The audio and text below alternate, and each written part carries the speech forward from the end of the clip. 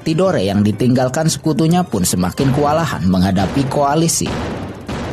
Ketika itu, Tidore dipimpin oleh Sultan Aminuddin Iskandar Zulkarnain, menggantikan Sultan Al-Mansur yang tutup usia pada tahun 1526. Sekarang, Tidore kembali sendirian menghadapi koalisi Ternate Portugis.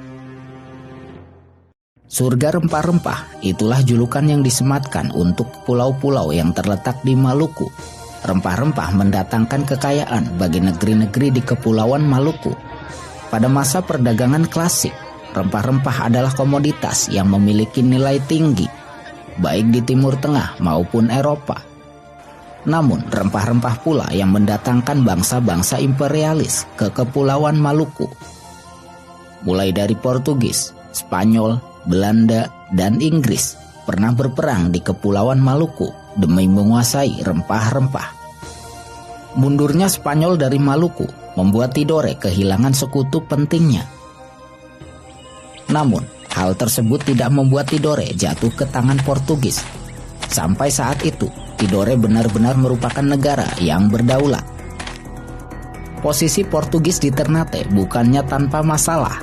Perilaku mereka yang buruk membuat rakyat Ternate tidak begitu menaruh hormat. Portugis di kemudian hari harus menghadapi perlawanan dari Ternate, sekutu mereka sendiri. Pada masa pemerintahan Sultan Aminuddin Iskandar Zulkarnain, serangan Portugis berhasil mencapai Mareku, ibu kota Kesultanan Tidore. Serangan tersebut berhasil membuat ibu kota kesultanan porak-poranda, namun tidak cukup untuk membuat Tidore menyerah. Beberapa bulan kemudian, Portugis dipukul mundur oleh Tidore.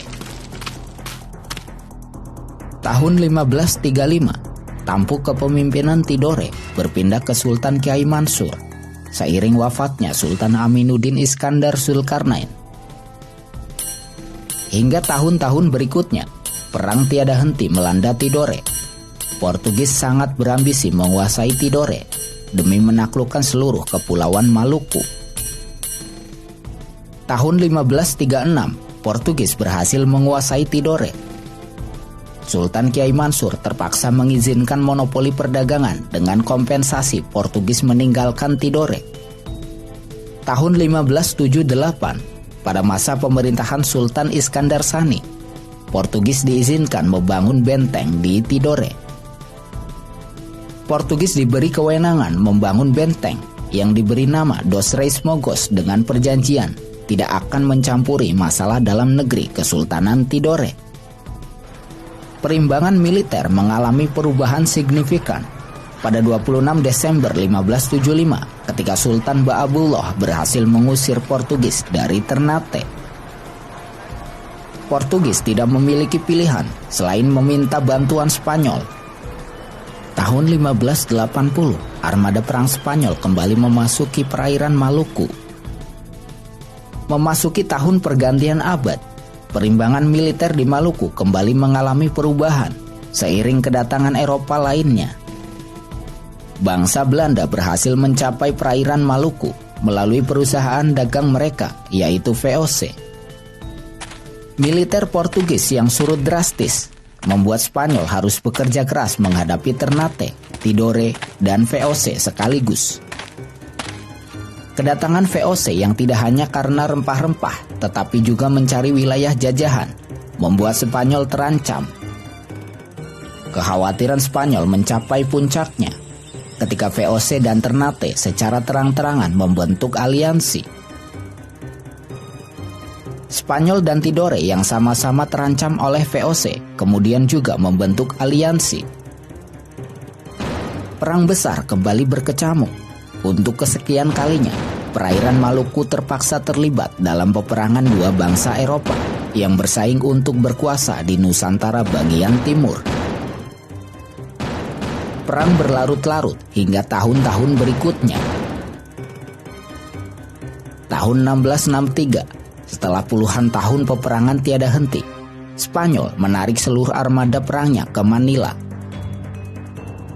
Ketika itu, Tidore dipimpin oleh Sultan Saifuddin yang naik tahta pada tahun 1657. Markas besar Spanyol di Manila menghadapi ancaman serius dari pasukan Ming yang berada di Taiwan. Tidak ada pilihan bagi Spanyol selain memusatkan seluruh armada perangnya di Manila. Mundurnya Spanyol membuat VOC menjadi satu-satunya armada militer paling kuat di Maluku. Situasi tersebut membuat Sultan Saifuddin bersedia membuat traktat dengan VOC pada tahun 1667. Traktat tersebut mengakui kedaulatan dan kekuasaan Tidore yang meliputi Kepulauan Raja Ampat dan Papua Daratan. VOC yang diwakili oleh Cornelis Spelman mendapatkan hak untuk monopoli rempah-rempah dan memusnahkan tanaman rempah-rempah yang tidak sah.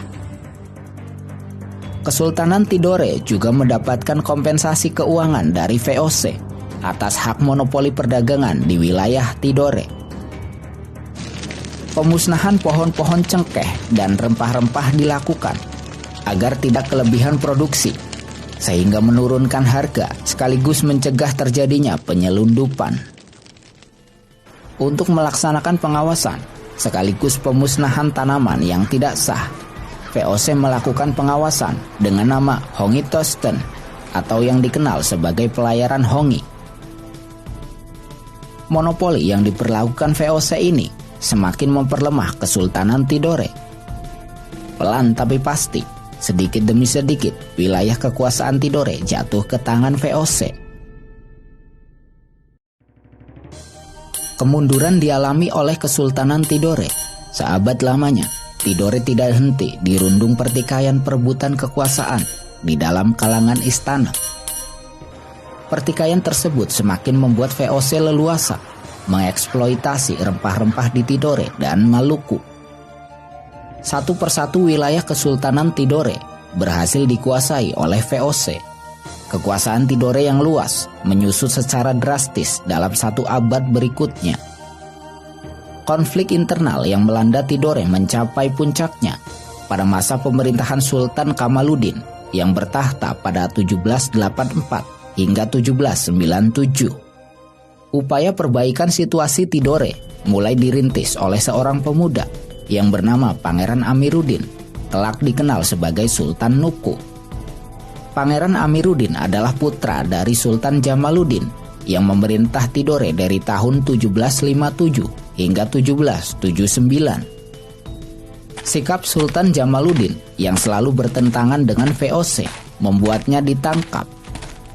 Sultan Jamaluddin harus menjalani hukuman pengasingan di Batavia dan Sri Lanka sampai akhir hayatnya. Tahun 1780, Pangeran Amiruddin menghimpun kekuatan di daerah Halmahera. Beliau juga mengirimkan utusan untuk menghimpun kekuatan ke Seram dan Raja Ampat. Dukungan juga datang dari Mindanao. Tahun 1781, Pangeran Amiruddin diangkat menjadi pemimpin oleh para pendukungnya. Pangeran Amiruddin mendapatkan gelar Sri Maha Tuan Sultan Amiruddin Saifuddin Shah Kaichil Paparangan. Tahun 1783, perlawanan secara militer terhadap VOC mulai dilancarkan. Pada tahun tersebut, sebuah pos militer VOC di Halmahera berhasil dibumi hanguskan oleh pasukan Pangeran Amiruddin. VOC pun membalas dengan mengirimkan bala bantuan yang lebih besar. Serangan balasan itu ternyata tidak berarti apa-apa. Kapal-kapal perang VOC terbakar dan tenggelam di Laut Halmahera. Setelah berkali-kali gagal mengatasi pasukan Amiruddin, pada tahun 1791, VOC mengirimkan armada perang dalam jumlah besar dari Ambon. Pangeran Amiruddin yang memiliki keahlian dalam strategi perang laut berhasil menghalau serangan tersebut. Bahkan VOC dipaksa mundur kembali ke Ambon. 12 April tahun 1797, armada perang pasukan Amiruddin mengepung pelabuhan Tidore. Serangan tersebut tidak mampu diatasi oleh gabungan pasukan VOC dan Sultan Kamaluddin. VOC terpaksa mundur ke Ambon dan Sultan Kamaluddin melarikan diri ke Ternate. Berselang 1 hari, Pangeran Amiruddin berhasil menguasai Tidore. Pangeran Amiruddin kemudian diangkat sebagai pemimpin Tidore dengan gelar Sultan Syaidul Jehad Amiruddin Syaifuddin Syah Muhammad El-Mab'us Kaicil Paparangan Cobarakati Nuku, atau yang lebih dikenal sebagai Sultan Nuku. Bulan Juli 1799, VOC kembali menyerang Tidore. Armada perang berkekuatan besar yang dikerahkan VOC harus menerima kenyataan pahit karena dipukul mundur oleh pasukan Tidore. Penghujung tahun 1799, sebuah peristiwa penting terjadi.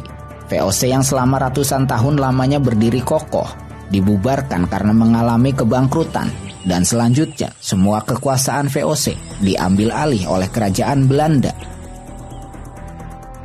Tahun 1801, di permulaan abad ke-19, Belanda sudah mengambil alih semua tugas VOC di Nusantara. Pasukan Tidore dalam jumlah besar menyerbu benteng Belanda di Ternate. Benteng Belanda jatuh dan sisanya mundur ke Ambon. Tidore di bawah kepemimpinan Sultan Nuku berhasil mencapai kebesarannya. Kekuasaan Tidore meliputi Halmahera, Seram, Raja Ampat, hingga ke daratan Papua. Tidore berhasil menjadi negeri merdeka berdaulat di kawasan Maluku Utara. Tahun 1805, Tidore harus kehilangan pemimpin terbesarnya. Sultan Nuku wafat pada usianya yang ke-67 tahun. Untuk menghormati jasa-jasanya dalam melawan penjajah, Sultan Nuku diangkat menjadi pahlawan nasional pada 1995. Kepemimpinan Tidore selanjutnya dipegang oleh Sultan Zainal Abidin. Di Eropa terjadi perubahan peta kekuatan. Tahun 1794, Prancis yang dipimpin Napoleon Bonaparte berhasil menguasai Belanda. Kekalahan tersebut membuat Raja Belanda melarikan diri ke Inggris. Setelah perjanjian damai antara Inggris dan Prancis tahun 1802, Raja Belanda kembali ke negaranya dan menyusun kekuatan. Belanda yang telah mengakhiri perang di Eropa kembali ke Maluku. Hal ini terjadi tidak lama setelah Sultan Zainal Abidin berkuasa. Tahun 1806, perang besar kembali melanda Tidore. Belanda mengerahkan segenap armada militernya untuk menaklukkan Tidore. Serangan Belanda tersebut berhasil menguasai Tidore dan menangkap Sultan Zainal Abidin. Tahun 1817, Belanda akhirnya berhasil menjajah Tidore dan menjadikan negeri bawahannya. Belanda menempatkan seorang residen sebagai perwakilannya di Tidore dan memberikan gaji tahunan kepada Sultan Tidore.